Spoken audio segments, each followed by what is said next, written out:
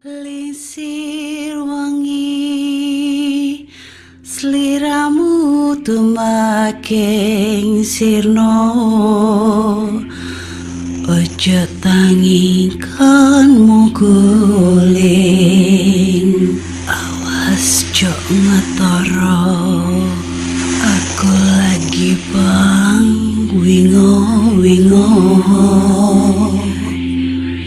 Jin setan kang tak utusi dadya sembarang wojo layu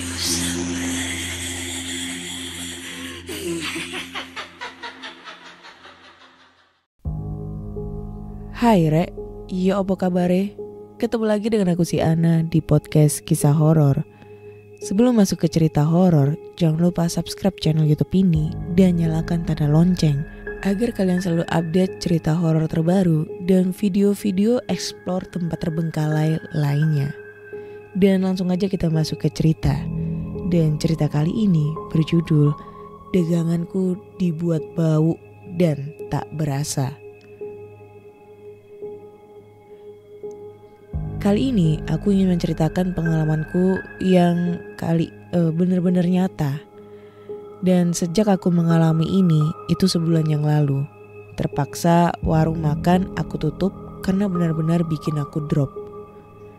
Banyak sekali cerita mistis yang tak masuk akal selama ini. Namun baru kali ini aku benar-benar merasakan tak sanggup lagi untuk tetap bisa berdiri tegak menghadapi. Baru terhitung 4 bulan aku membuka warung makan di luar, menyewa sebuah tempat di pinggir jalan. Semua karena pandemi yang memporak-porandakan bisnis cateringku. Setelah aku pertimbangkan segala macam resikonya, akhirnya aku putuskan untuk melanjutkan rencana menyewa sebuah rumah di pinggir jalan untuk mempertahankan bisnis yang selama ini aku jalankan.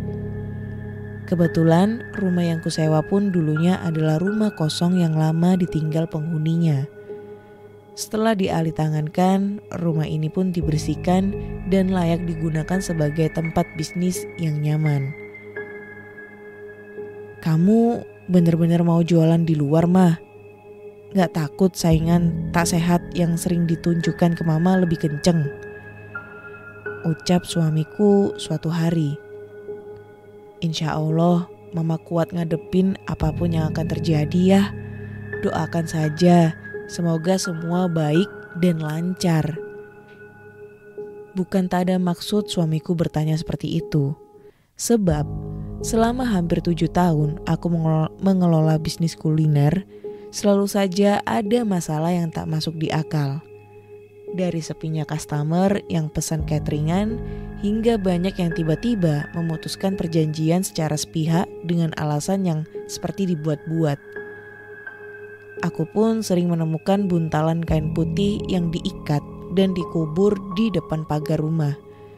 Rumahku pun sering terasa panas dan membuat emosi kami keluarga yang mudah tersulut bara. Selain itu, aku dan suami pernah sakit yang tak masuk akal dan sembuh pun dengan sesuatu yang sangat remeh pula. Namun, aku tak dapat bercerita di sini tentang sakit kami karena ini adalah aib yang harus kami tutupi.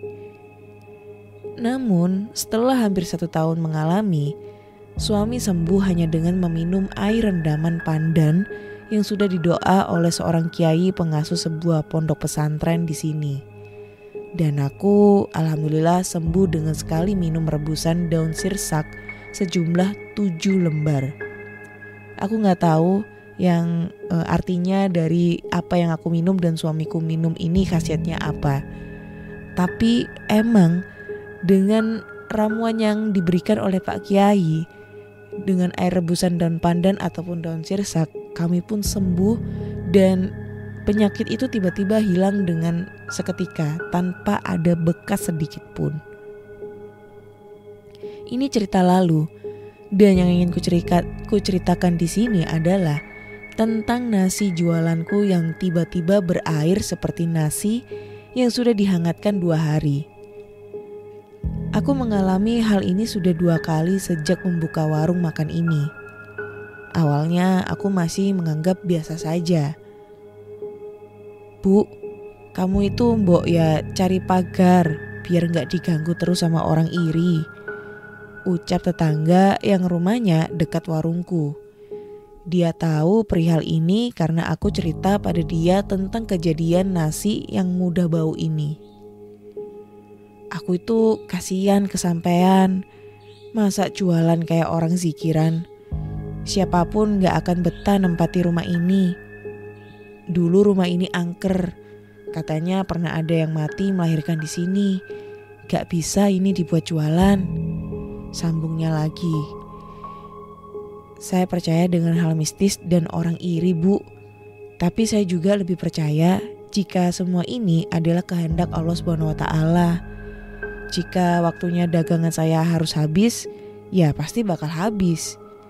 Biar aja jika ada orang yang iri dan mau kirimin apapun ke saya, silakan. Kuat-kuatan aja. Toh saya punya Tuhan yang selalu menjaga.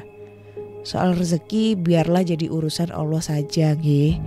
Kita gak perlu ikut menyalahkan rumah dan tempat ini, kataku sambil tersenyum padanya. Ya sudah, terserah. Yang penting aku udah kasih tahu sama ibu. Dia tetap bertahan dan ngeyel. Aku pun berterima kasih dan tetap bersikap wajar menanggapi segala ucapannya. Hingga suatu hari kejadian aneh kembali terjadi. Sore itu menjelang maghrib, tiba-tiba seperti ada semilir angin yang menghantam muka. Beberapa detik kemudian, aroma wangi dupa tercium sangat menyengat menusuk rongga pernafasan. Aku pun langsung bersolawat dan membaca surat-surat pendek Al-Quran yang aku hafal. Tak berselang lama, ada seorang teman yang sekaligus jadi pelanggan setia datang dan memesan nasi goreng, mie kuah, dan capcay spesial untuk dibawa pulang. Bersama dia ada pembeli lain yang mengantri juga. Setelah membuatkan pesanan pelanggan yang lain, kini giliran melayani pesanan temanku tadi. Dengan cekatan kuracik bahan dan bumbu-bumbu seperti biasanya. Namun, entah kenapa, aku seperti melupakan sesuatu. Biasanya setiap meracik bahan dan melayani tamu, mulutku tuh tak lepas dari sholawat dan istighfar. Nah, waktu itu, aku tuh bisa terlupa. Aku seperti asik berbicara sendiri dalam hati, entah tentang apa. Hingga selesai semua masakan aku, itu masih asik sendiri dengan berkata-kata dalam hati dan bernyanyi. Aku masih ingat betul, waktu itu mie kuah dan capcay ada sisa di penggorengan. Aku pun menaruh sisa di mangkok untuk dimakan setelahnya sekalian mengincipi hasil masakan untuk pelanggan. Beres semua, temanku pun berpamitan pulang. Sisa yang ada tadi pun kuincip bersama putri dan putraku yang kebetulan datang. Rasanya sih enak seperti biasanya. Bahkan temanku yang pesan tadi pun sempat kusuruh incip dan gak ada bumbu yang perlu ditambahkan. Karena sudah menjelang jam tutup, kuputuskan untuk segera beberes dan berkemas pulang, dibantu 2 anakku. Kami pun bahu-membahu menutup warung. Alhamdulillah hari itu lumayan pelanggan yang datang sejak buka. Aku pulang tak membawa sisa bahan masakan yang dijual. Malam itu pun aku beristirahat juga dengan tenang karena semua terlampaui dengan baik. Hingga pagi harinya, aku tiba-tiba teringat dengan teman yang semalam datang membungkus nasi goreng itu. Iseng nih kutanya gimana rasa masakannya semalam. Apa anak-anaknya masih suka dan gak bosan. Namun jawaban di luar dugaan kudapatkan. Aku sangat paham dengan dia. Temanku tak akan pernah memberikan testimoni palsu, apalagi yang berniat menjatuhkan. Dia bilang kalau semua masakan atau makanan yang dibawa pulang tak berasa. Bahkan Dia bilang sampai menangis mengetahui hal ini. Karena hal seperti ini sudah lumrah untuk pedagang di sini. Bahkan anaknya yang notabene penyuka nasi gorengku pun sampai tak percaya dengan hal ini. Membaca chatnya dia, seluruh sendi luruhku seketika lemas tak bertenaga. Kenapa sekarang malah jadi seperti ini? Padahal sisa dari masakan yang kubawa atau yang dibawa pulang itu kumakan bareng anak-anak dan gak ada yang aneh ataupun berubah dari rasanya. Enak dan seperti biasanya. Namun kenapa tiba-tiba seperti ini? Dan ini ada beberapa chat dari temen aku. Bunda tahu gak semalam itu 3 bungkus makanan yang dibawa pulang gak ada rasanya semua. Kayak gak ada bumbunya bun. Dinda aja sampai komen, tumben mah kok gak ada rasanya. Padahal dia itu suka banget nasi goreng bunda. Malah mie-nya ini kayak mie yang cuma direbus doang. Capjanya juga bun, kerasa kayak sayur disiram air panas tok. Tumben ya. Itu pun chat dari temen aku. Aku pun memutuskan mengunjungi saudaraku yang sekaligus menjadi penasehat spiritualku selama ini. Oleh beliau, aku disuruh membersihkan tempat dengan air yang sudah beliau ruqyah sebelumnya.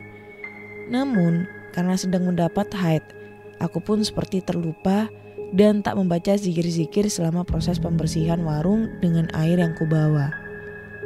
Selesai semua, aku pun segera pulang. Namun yang awalnya tubuhku sehat, tiba-tiba sampai rumah itu langsung limbung, tak bertenaga. Tenagaku hanya seperti tersisa di ujung jari kaki saja. Mual hebat tak bisa dimuntahkan. Dan hal itu berlanjut hingga 2 minggu lamanya. Aku hanya berbaring sebab setiap beraktivitas langsung lemas dan gemetar. Tidak sampai di situ saja, urusan kerja suami pun mendapatkan ujian yang cukup dahsyat. Wallahualam bisawab. Kenapa semua bisa datang bersamaan dalam waktu yang sama? Hingga aku menulis cerita ini, hatiku tuh masih rapuh menghadapi semuanya. Namun aku selalu mencoba kuat karena aku punya Allah Subhanahu wa Ta'ala yang tak pernah salah memberikan balasannya. Semoga apa yang aku alami ini akan menjadi pelajaran buat kalian semua. Jika klinik dan sesuatu yang berbau mistis itu masih ada hingga sekarang.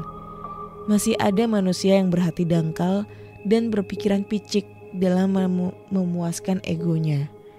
Mereka bisa melakukan apa saja, termasuk berbuat dosa dengan meminta bantuan jin dan sebagainya sebagai medianya. Asal tujuan apa yang mereka inginkan tercapai, mereka tak peduli dosa dan balasan.